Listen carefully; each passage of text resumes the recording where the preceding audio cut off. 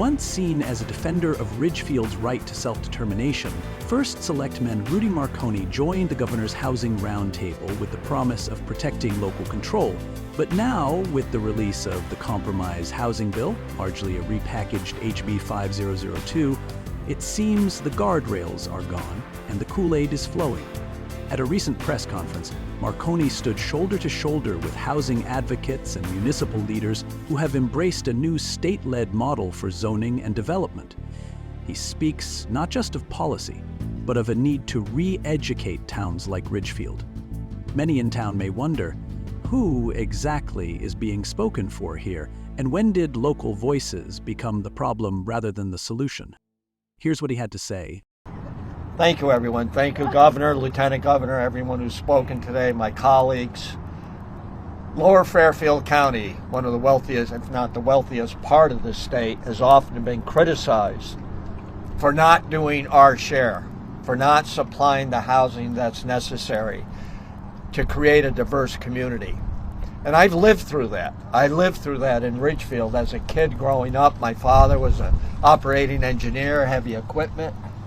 We had a pickup truck, but we lived a great life. You can't have that today. We have no tradespeople moving into our community.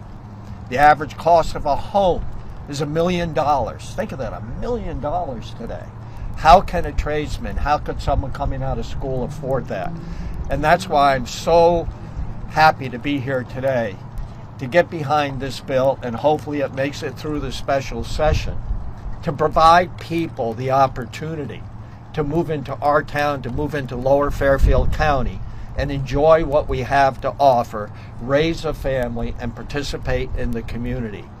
I look at education as a critical component for all of our families.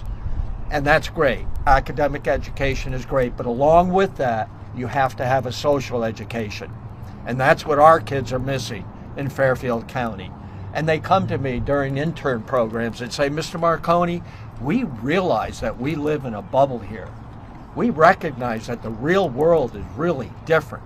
And they can talk that, and I think they see that, but they need to experience to get that complete education, not just academic, but social.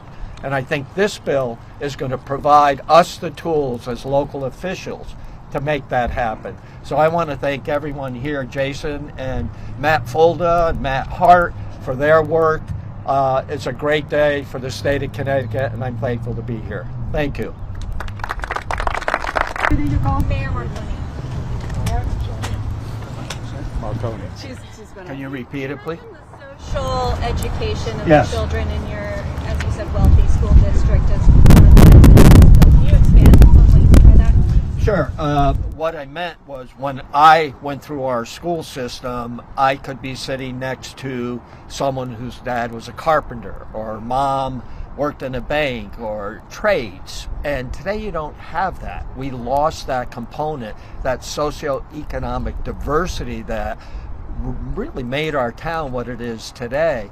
And that wave that came through of increased housing and demand and the shortage of land and therefore jacking the prices of everything forced people out and didn't allow others to come in. Young people, old people couldn't stay there. Young people couldn't move in. And the lower rung of the ladder relative to that socioeconomics disappeared. And that's the education that we all need to prepare our children for, because the real world is different. It is made up of all of us from all walks of life. And that's what we need to prepare our children for. So it's not just an academic, but it's a social education that allows them to be successful in their future. This isn't going to be easy, by the way.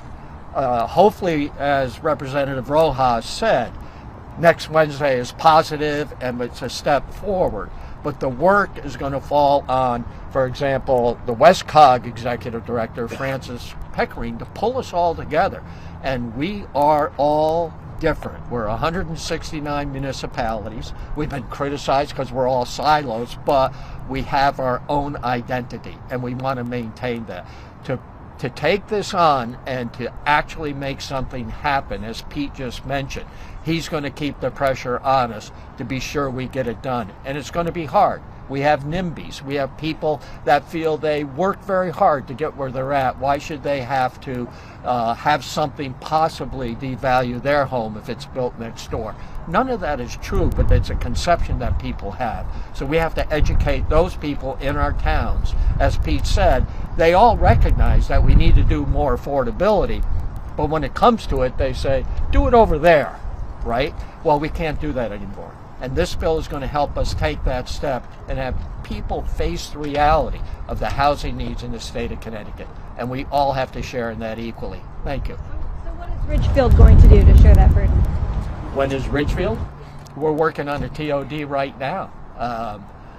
We passed it, we've done the zoning, it's in the final stages, and we're looking at developing that whole area because I think our rail stations represent a tremendous opportunity for mixed housing, mixed use, commercial, retail, upper level, lower level, middle income. On the branch line in Danbury, I'd like to see that someday become an hourly train back and forth from Norwalk to Danbury, taking advantage of Norwalk Community College, taking advantage of Western Connecticut State University.